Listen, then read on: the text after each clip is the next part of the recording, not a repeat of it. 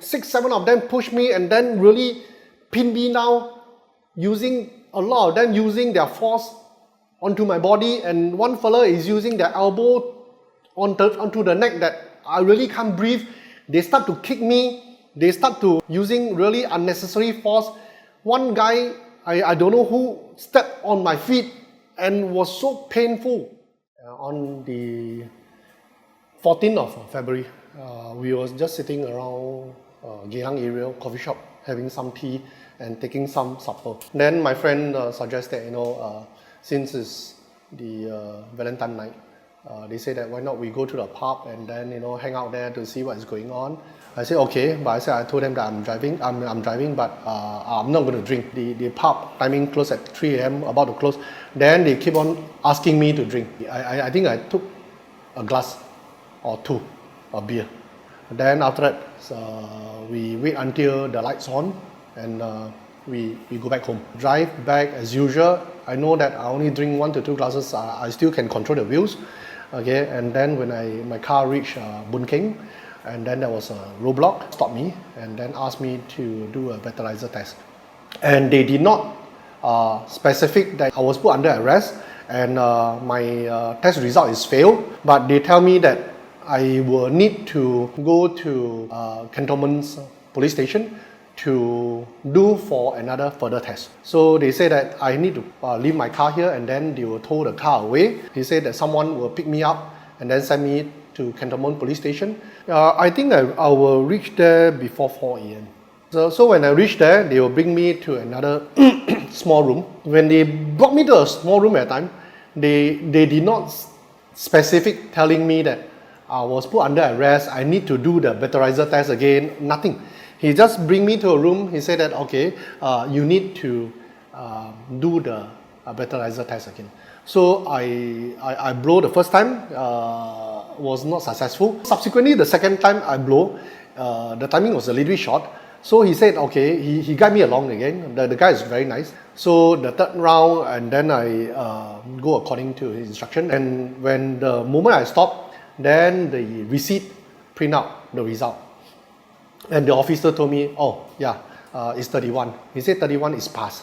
Oh, I said okay. I said I know. I will sure pass the test. I told him. So I asked him what will be next.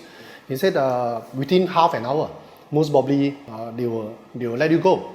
So after that, he brought me out from the room. He said that he will want to keep me for a while. Then they brought me to a room that facing their main office. That the room is with glass panel.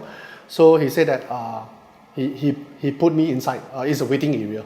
But then when I went into the waiting room, it's all closed up and closed. And there's a big glass panel where I can see outside. I have this illness of claustrophobia. So I said that I was a bit scared. So I was inside there for about less than 5 minutes. I give them a hand signal. I say that I can't breathe. I'm scared, and I have these problems. Then they pull me out. So when they pull me out, I think they getting a bit impatient or frustrated. So then the officer said, okay, in that case, I'll put you into the cell. You just wait inside the cell. So the moment when I hear something like, you want to put me into the cell, I was even more scared. So I said, I tell them I have this illness of claustrophobia, and please don't put me there because first thing, I have not committed any offense, and then my breathalyzer test is passed. So can I just wait outside for you to release me? Then he said, no, I have to put you into the cell. So when I told him that when you're going to put me into the cell, I'll get scared, and then I may get injured myself in the cell. Then they said, don't worry, in that case we will put you into a padded cell with all the cushion one. You will never get injured. Well, the moment when he said something like that, my whole body started to shiver, and I can't move, and I know that my heart is beating very, very fast. And I told him I have this palpitation right now. So he said, okay, don't worry. He get a medical officer, okay, to do a blood pressure test and also the heartbeat. So when he come and do the blood pressure test, I saw that my heartbeat is beating more than 120 beats per minute. So I asked her, I said the 120 minutes, I think it's a bit fast, you know. Then she looked at me and said, no, nothing wrong with that. My whole body right now is shivering. So she did not want to answer me anything. She just take off a monitor device and then took it out and then she just walked off. I told them that, you know, I really can't move right now. They said, don't worry. They push a wheelchair and then put the wheelchair and asked me to sit down the wheelchair. Okay, and I said, why do I need to sit on the wheelchair? He said, you take the wheelchair and then we escort you to the cell. I still begged them, please, don't put me into the cell. Please allow me to call my family members. They said no. They don't allow me to make any call to my family members. And at that time, I think it's about 4 a.m. plus almost about 5 a.m. The next moment, I know that they use a handcuff to cuff my right hand to the wheelchair. So I said, no, what happened? They said, no, it's just a normal procedure. I did not argue with them. I did not go violent. I did not resist. I think got more than 8 officers escort me to outside the cell. So when they opened the padded cell door, I looked at the cell door. I was so scared. I said, please, I still beg them, please don't put me inside. I'll go crazy. But they don't care. He's using their elbow onto the neck that I really can't breathe. They start to kick me. They start to using really unnecessary force. One guy, I don't know who, stepped on my feet and was so painful. At last, I know that, you know, I have no choice. And one of the guys was saying that, okay, when I count to 3, everybody withdraw. And I'm going to push him. I'm going to lock the door and push him into the room. I think I have to just, you know, give in to them. The guy counted 3 and he asked everybody out, and then he released my right arm, took out the handcuff, and straight away he just gave me a kick and then he closed the door. Inside the room, I was so tired. I keep on breathing and breathing. I really called for help. And nobody want to help me in that. I feel very desperate. So I think I was in the cell for the next 10 to 15 minutes. I called for help. I said, I need to use the toilet. I need to use the toilet. I need to go and pee. So one of the Chinese officer, I can remember, he opened the small window and he looked at me and he giggled with me. He started to giggle and give me the kind of a very sinister smile. And then he shut the window out. I waited almost about another 10 minutes until I cannot tahan. I pee inside the cell because the cell inside got no toilet. It's all padded with cushion. So I pee there. Inside the cell was cold. They did not give me anything. They did not give me any thing to cover myself. No drinks, no food. So I was curling up. My whole body was cold and I was scared. And I'll keep on praying. And that time I'll keep on praying. And I tell myself, I don't want to die here. I don't want to die inside the cell. No one come into the cell to ask me that, do I need anything? No. No extra clothes, no blanket, and the aircon is so powerful. And I have to curl up myself. And inside the cell, I was wearing one shorts and one polo t-shirt. Imagine. Initially, I think the in-charge officer still asked me whether I want to have a cup noodle. I say yes, please. But then, until the time they released me, no food was being provided. Until about 7 plus, I don't know why I shouted for help again. I said that, please help me, I'm very, very thirsty. At that time, they opened up the door. Got 2 officers came in to support me because I really cannot walk in it. My whole body is still shivering. And they support me out of the cell. The pace that I walk is, I think, I'm a very old elderly guy that walk very, very slowly. I can't even control my body. And I have to use my hand to support the 2 officers. When you were out, what feedback do you give to the officer that attended to you? I say that I did not commit any offense, and you purposely put me into the cell, and you purposely detain 4 to 5 hours just to make me difficult. I say that this is totally not fair. In the first place, I'm not drunk. I passed my test. Why do you all have to do this to me? So when they bring me out to the main counter there, the lockup there, I saw the in charge. I can recognize him. So I asked him. I said that initially you asked me whether I need any food. You want to give me 1 cup noodles. I said yes. I still say thank you to him. But then you did not give me any food, and I can recognize you. Okay. I told him that I will complain against you because you are abusing your power, just to make me suffer here for the last 4 to 5 hours. And he just kept quiet. He did not argue with me. After that, he asked me to stand just outside the room. Okay, just wait for them to call me to clear some of the documentations, take out all my belongings, and then they release me. First thing, when I released from the cell, walking out from the police station, I called my wife.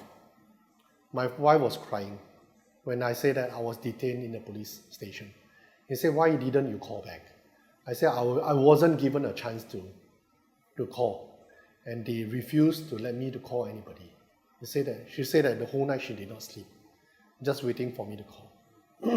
She even go down to the multi-story car park to look for my car at 4 to 5 a.m.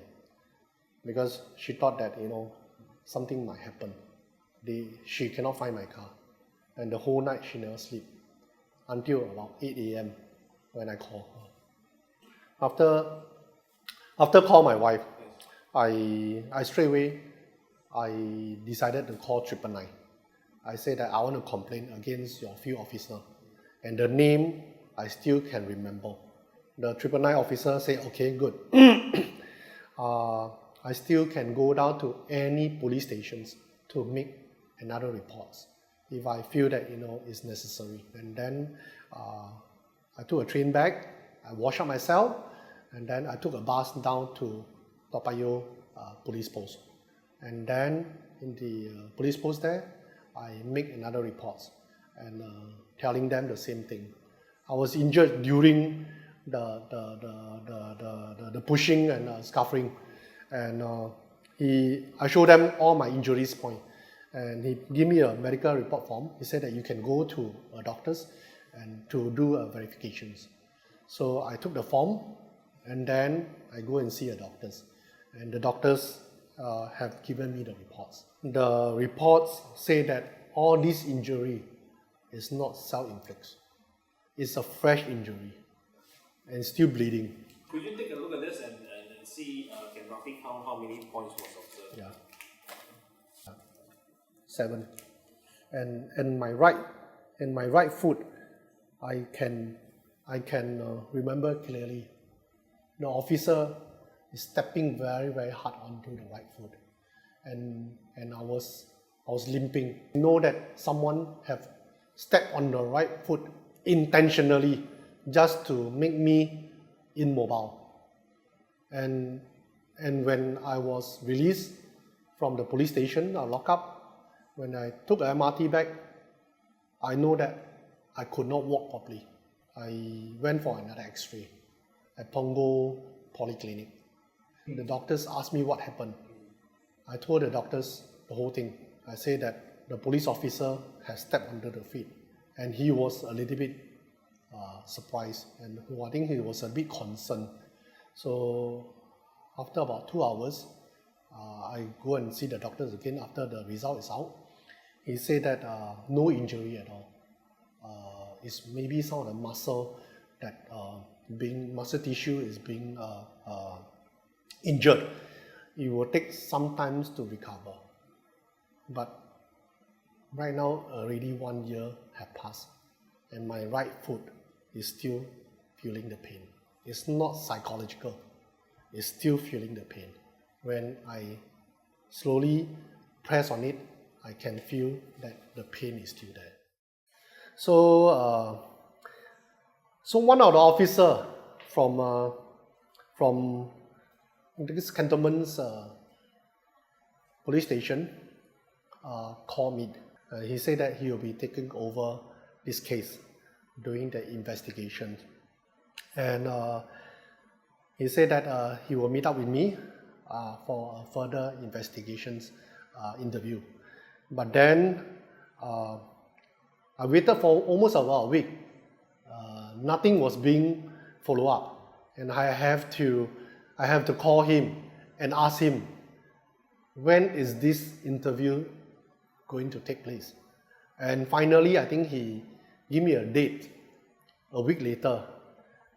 At this, he said that why not we meet at Road Police post there. I said okay. So we went there for interview, and then he took down all the details, and then I supported with all the documents. And he said that he will look through the video clip, and then he will say that necessary actions will be taken against those officers if they are found being guilty of abusing you, right? And I have communicated with him via mobile phone, via WhatsApp, and he did reply me. He said that the investigation is still going on and it's going to take some time. It's taking too long, and I have to keep on chasing him for the result until one stage that I feel that I need to do a few more things. So I went down to see my MP, Mr. Heng. The full name of your MP? Mr. Heng Chi Hao. Yeah. So I went there to meet the people session, and I talked to him, and he served me, and then he recorded all the details, and he said that he will send this thing to the I think something like the police affair team to expedite the investigation and ask what is going on, and he passed me a statement that he had recorded. Yeah. So after that, do you have any response from the After that, I still did not get any response. So I called up the I think it's the Home Affair, and then I have to go through the whole thing with the Home Affair and telling them all this thing that is going on. Investigation is dragging me. I think it took more than about 2 to 3 months to finally the Cantonment's customer service officer replied me with a letter, and with the letter they responded. What did they say? They said that the investigation have over, and when they done the investigation, he saw me in the lockups. I was sleeping. They never want to wake me up, never want to disturb me. Just want me to sleep inside the lockup, resting, all this. And the investigation have not proven anything at all, and they just closed the case. Would you say what they describe as an accurate depiction of what happened? I don't think so. I think it's totally not true. Because if I'm so anxious to go back home, do you still want to keep the person that is innocent in the cell just to let him rest? And I told him that I have this illness. Sometimes I was just thinking that put myself into their shoes. I will quickly release this fella, go back home, because everybody is just waiting for him. The family must be very, very anxious. What is going on? For the last 5 hours, nobody contacted and cannot be contacted because my phone, they asked me to switch it off. So my wife have contacted me. through my mobile phone. He said my phone had no signal at all. They make him more anxious. The reason why I want to contact the press is that I feel that I was being treated unfairly, very unfairly, because who will police the police? And even I have write a message to our Deputy Prime Minister, Mr. Heng Swee Keat, and told him what is going on. Because on his Facebook that time was he was saying some anniversary celebrations. So I took the opportunity. I left a message in her Facebook, private message, and told him that this thing going on, and get him to do an investigations. But he did not reply. So I think after about a week or two, I write another message on the same Facebook account and asked him got any updates. And they already saw the message, but they also have not responded to me. Then I was feeling that, they are trying to close up the case to the public, and so I was a little bit upset. So I said that another channel might be the press that can assist me to seek justice for my case. So I contacted Sing Ming, I contacted Wan Pao.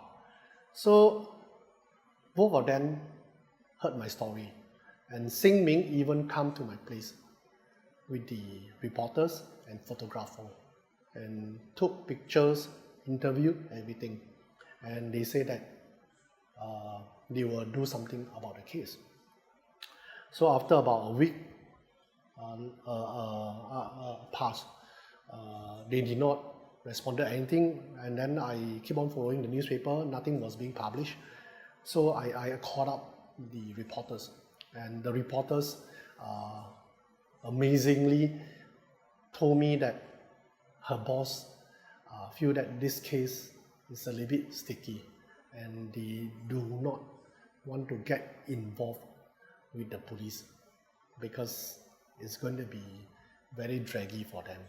So in my mind, I was thinking that Wan Pao also say the same thing. They are so afraid of the police. So actually, who will police the police? Have you tried to approach other press? I even approached the Straits Times, something like that. I approached the Straits Times. I think I have also approached the Frontline, the 前线追踪. Under media corp, yes.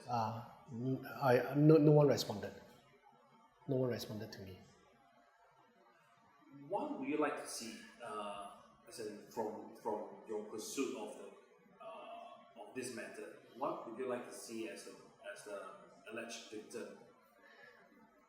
To me, I feel that justice need to be sought if you are treated unfairly. Even I have approached a lawyer for some advice, and the lawyer straight away tell me that you are trying to sue the Singapore police force, and this is going to be very draggy and tedious, and first time that he's coming across this kind of request. So even a lawyer can tell me such thing that they are worried to challenge. How about we as a layman, if we are treated unfairly, how are we going to seek justice? Which channel can we go to if we are really treated unfairly? Even the MP, I think he knew that this case can be very serious, but my MP did not follow up on this case with me. Because when he started to interview me, I can read from his expressions, he was a little bit worried that why is this kind of complaint coming to him. Would you have any to say? I want to say something like, last time maybe maybe you're talking about the 60s, 70s, the police can do anything they like, okay, in the lockup, in the cell, okay. Nobody will challenge them. But right now is the 21st century, and they are still using those strategy against somebody. And I would say that I'm totally not wrong. I was proven that I'm not wrong. Okay. Why are they treating me so badly? I just want to seek justice moving forward. I don't want to see another person of me going through this kind of disaster. It's very, very unpleasant. Sometimes I was thinking that, the next person will go through another tremendous of horror. After the case, every night I cannot sleep. Every night I'm having nightmare, badly. And every night I have to take the yellow flu tablet just to make me sleep. And I did actually thought of seeing a psychiatrist to solve this problem. But as a layman, all this costs money. And who is going to support me with these expenses? Yeah. So in Chinese, I always think that there's nothing that 一手遮天. We should not do this. This is a democratic country. We should be treated fairly by everybody. I just feel that those officers treated to me is really uncalled for. I don't understand why are they doing this to me. Yeah. When any police officer does wrong, we charge that officer, take disciplinary action. People who have seen media stories of police officers being charged, they are in fact dealt with seriously. But when they are wrongly maligned, I won't sit by and do nothing.